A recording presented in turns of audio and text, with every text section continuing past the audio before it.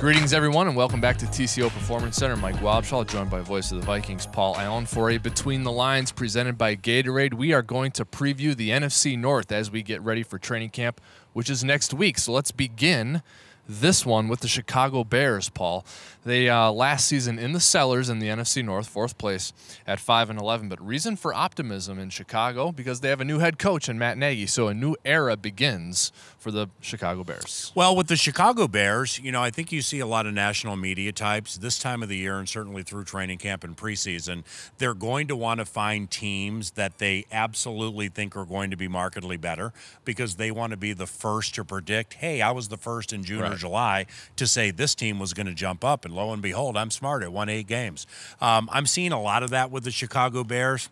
I think the Bears will be better. I think the return of offensive lineman Kyle Long is really going to help that team. Allen Robinson off the ACL, we'll see how that works out.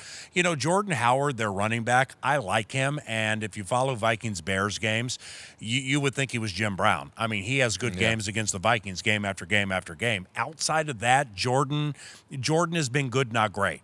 Trubisky in his second year, I like Mitch, you know, but I definitely want to see more from him this year. Overall, I'd probably put Chicago, I don't know, on 6 or 7 wins max. Yeah, now they make a new head coach and they had a change, so things weren't going well. 5-11. Well, there's no guarantee the new head coach works either. That's true. You know? But the thing about the Bears was their defense was always pretty frisky and good, even with John Fox. And Fangio's back. Yes, and he is. So I don't really have, if I'm a Bears fan, I don't have concerns about my defense. I think the big deal there is the offense. Now, we saw Mitchell Trubisky play okay at times, even against us, even though we didn't have any trouble beating him. But I think Trubisky's mobility and Jordan Howard and the running game, if they can get that going, I think they have a shot. That's why I agree with you that Kyle Long being back is a big deal for them. It's all about the offensive line, I think, for the Bears. Well, no doubt. Cody Whitehair is another year into the NFL. The Daniels kid they took from Iowa, you know, I think some people here at the Vikings facility liked him, so they probably hit on that.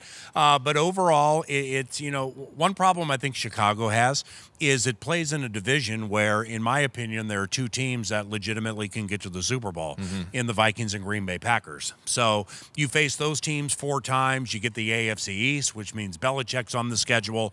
It's going to be a tough haul for Chicago, but it's a process, and it definitely will be better than it was last year. Matt Nagy, an offensive-minded guy, comes from the Andy Reid coaching tree, so to speak. And they got Trey Burton. Gets Mitchell Trubisky, his quarterback, Trey Burton, Allen Robinson, and Taylor Gabriel from the Atlanta Falcons as well. They also drafted that receiver from Memphis that we liked, Anthony Miller. Yeah, that's right. And they have that big tight end, I think, in his 2nd or 3rd year, Adam Shaheen. Taylor Gabriel's a trick. You can do stuff with him. Let's not forget 2nd-year guy Tariq Cohen, too. Oh, yeah. Who did, well, now all of a sudden maybe those national prognosticators thinking Chicago might win 8 or 9. Maybe they're onto something, and I shouldn't be so flippant and make fun of them. But, again, they're in a tough division.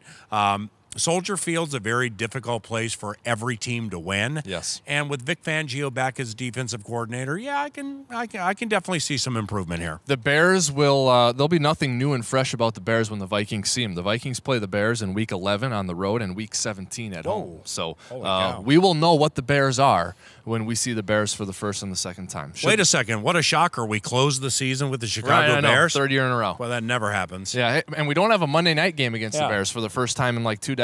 So. Is the final game against the Bears here? It is, yes. Okay, so what's it going to be? A fake punt with Bryce Callahan, or like some weird punt return, running back throwing to a quarterback? I mean, we've seen all the tricks before. Okay. Hopefully the game is inconsequential. That would be very nice. Although it's unlikely. The NFC North looks like a really good division this year, and that's why we're spending time previewing it. This was the first installment, the Chicago Bears. The next one's going to be the Detroit Lions, so make sure you stay tuned to Vikings.com because we have a Detroit Lions preview coming up very soon. On behalf of Voice of the Vikings, Paul Allen, I'm Wobby. This edition of the Between the Lines postgame report presented by Gatorade NFC North Preview Edition is over.